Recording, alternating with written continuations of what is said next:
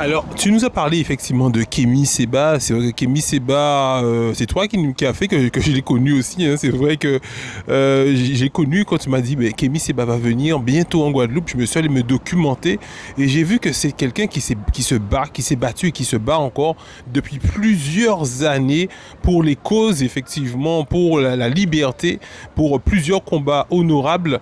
Alors, est-ce que tu peux nous expliquer un peu comment s'est passé cet entretien, comment tu l'as appelé, comment il a fait, en combien de temps il est venu, il s'est rendu disponible pour les gens qui ne savent pas un peu, quelqu'un qui se bat réellement pour le peuple, comment il peut se rendre disponible pour le peuple. Alors c'est vrai que quand on a été plongé dans ce combat, on a essayé de frapper à toutes les portes, hein, tous les médias, tous les gens qui pourraient être sensibles à ce qu'on était en train de vivre. Et alors, est-ce que c'est par la grâce ou est-ce que parce que c'est un homme sensible, je crois beaucoup en ces deux choses. Il a suffi d'un message. J'ai envoyé un message sur Instagram à Kémy. Karine, la sœur de Boana, a fait la même chose en métropole. Et il a répondu de suite, en fait. Il a répondu de suite. On lui a envoyé, si tu veux, le lien sur l'interview des avocats qui parlaient de son livre qu'on avait retrouvé chez O'Neill et qui avait été mis sous scellé. Et il a partagé ça tout de suite. On lui a envoyé, il a partagé. Et je lui ai mis un message. Je suis la sœur d'un des grands frères. Et c'est horrible. Et il m'a envoyé un message tout de suite. Et il m'a dit, j'ai entendu, mon bras droit va te contacter. Il a fait la même chose avec Karine en métropole.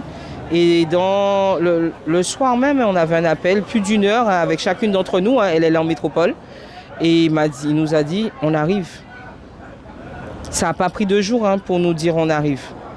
On va venir en Guadeloupe. Ils étaient là et c'est vrai que je ne connaissais pas, hein, l'homme aussi. Hein, je suis un peu de près ou de loin. Le fait aussi qu'on ait pris ces livres chez mon frère, ça m'a poussé à aller plus loin dans mes recherches. J'appréhendais. Je ne vais pas mentir, il le sait, j'appréhendais parce que c'est vrai que c'est quelqu'un qui est des fois dépeint comme quelqu'un de dur. Et pas du tout. Le gars, c'est une force incroyable, tranquille, mais qui prend le temps. Il est arrivé le soir, il est arrivé un lundi soir, il était épuisé, il était 20 heures en Guadeloupe. Il a pris le temps, on est resté près de 2 heures avec lui à discuter, si bien qu'il y avait même des syndicalistes ou des organisations qui voulaient le voir. Il leur a dit non, non, parce que moi j'ai dit que je voulais voir les parents avant. Ils vont attendre parce que ce que vous me dites là, c'est important. Le lendemain, il avait la conférence de presse. On m'a appelé. Il m'a demandé, Jessica, tu veux qui sur la table de conférence de presse? Je lui ai dit, mais on n'en sait rien. C'était ta conférence. Il m'a dit non, mais je suis venu pour les grands frères. Donc votre mot est important. Et c'est ça qui nous a plu, c'est qu'il nous a pris en compte. Et nous a fait comprendre qu'on était ensemble, que notre voix comptait autant que la sienne.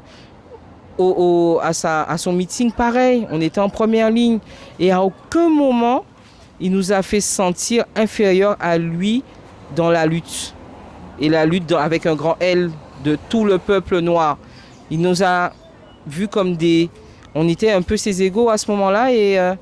ouais, on était fiers aussi. Et puis voir les gens qui le reconnaissaient et tout, puisque nous, c'est vrai qu'on est dans notre monde et on s'est dit, ah ouais, on a fait quelque chose quand même. Ouais, on était fiers un petit peu quand même à ce moment-là. On était fiers et encore une fois, vous dire, ouais, on arrive à faire de grandes choses comme les garçons en fait. Donc à ce moment-là, on était fiers, vraiment. Alors, plusieurs semaines maintenant après son départ, plusieurs semaines, quelles sont les retombées en fait que vous avez pu avoir? On sait qu'effectivement Kémy Séba, il a mené beaucoup de combats, mais c'est aussi un ancien chroniqueur dans 2 télés d'Afrique. Donc c'est quelqu'un qui a un discours facile. Donc quelles sont les retombées que vous avez pu avoir de ce militant qui était de passage en Guadeloupe? Alors c'est vrai que déjà il a partagé le combat à l'échelle internationale, hein, forcément. C'est vrai qu'on a du mal à faire entendre notre voix des fois d'ici, mais c'est vrai qu'il a porté vraiment à l'échelle internationale auprès de nos frères notre combat. Et puis on a absorbé aussi sa volonté, ça a presque à faire entendre la voix du peuple. Et ça, on s'est nourri vraiment de ça.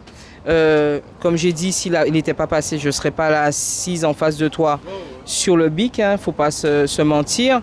Et on s'est vraiment nourri de son discours parce que... Et ce que j'ai apprécié avec lui, c'est qu'il te dit une vérité, mais il te dit qu'au fond, il te l'a dit, mais tu la sais en fait. C'est que tu ne veux pas être conscient et son discours est abordable.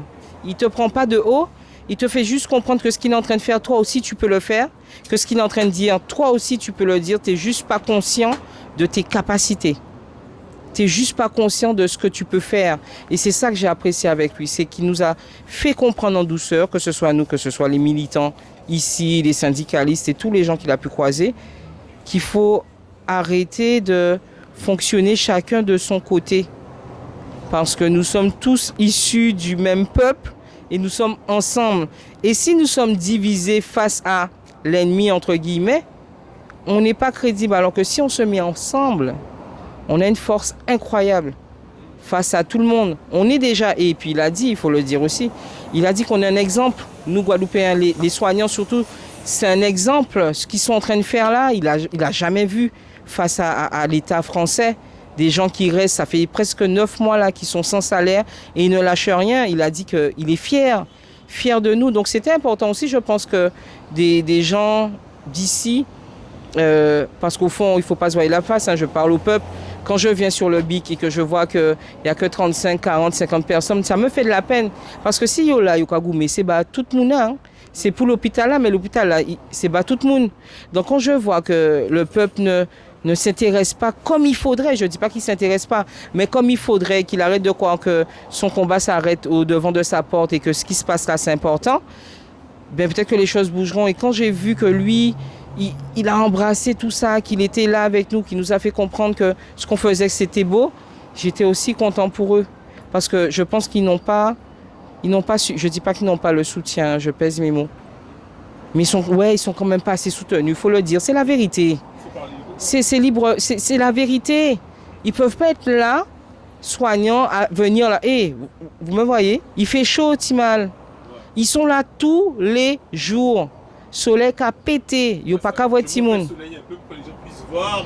Ah ouais. On est à côté, juste à côté d'une route. Voilà, avec le bruit, avec la poussière, la brume en ce moment, la brume de sable, c'est insupportable. On est sous une toile, ça tape. Ils sont là tous les jours, ils sont là. J'ai vu une dame à côté, elle est venue, son petit plat, ou quand voit ses mangots, yoni, ses bananes, c'est un partage. Ils sont là. Donc c'est pas normal. Et en plus le samedi, yo kay marché. Ça veut dire que même le jour, le week-end, le jour où on est censé se reposer, yo combat, yo en la là. Au détriment de la vie de famille à laquelle on aspire tous, au détriment des enfants, des compagnons et du reste de la famille, au détriment de son foyer. Donc c'est pas normal que ça soit qu'une poignée de personnes. C'est pas normal. Et c'est vrai que Kémy, il a fait... Si lui, il se déplace, les gars, nous tous censés déplacer. Nous, on parle des autres devines tous les jours. Nous parlons des autres ça. Mais quand il y a des appels, quand il y a des bics... Et en plus, il y a des choses formidables qui se passent ici. Hein. Au-delà de la lutte, il y a des choses le soir qui... Moi, j'ai trouvé ça beau. Il y avait Canida l'autre jour. On revient encore sur ce que je disais. Le vivre ensemble, le mieux vivre ensemble, c'est fédérateur. Et si nous avons déplacé pour carnaval, on n'a pas rien contre carnaval, mais si nous avons déplacé hier soir, et vous savez, je suis allé au truc de Vigében, là, au concert de Vigében. Fait d'ailleurs, je salue la population qui s'est déplacée, mais elle était en nombre. Hein. Je salue le fait que ça soit passé sans aucun incident. Mais on était nombreux. On était en paquette là. Hein. On était nombreux. Et c'était au Gosier, c'était pas à Pointe-à-Pitre. J'ai du mal à comprendre qu'on arrive encore à se déplacer pour ça, pour le Bréné et pas pour l'avenir du peuple guadeloupéen. Ça, j'ai du mal avec ça, vraiment.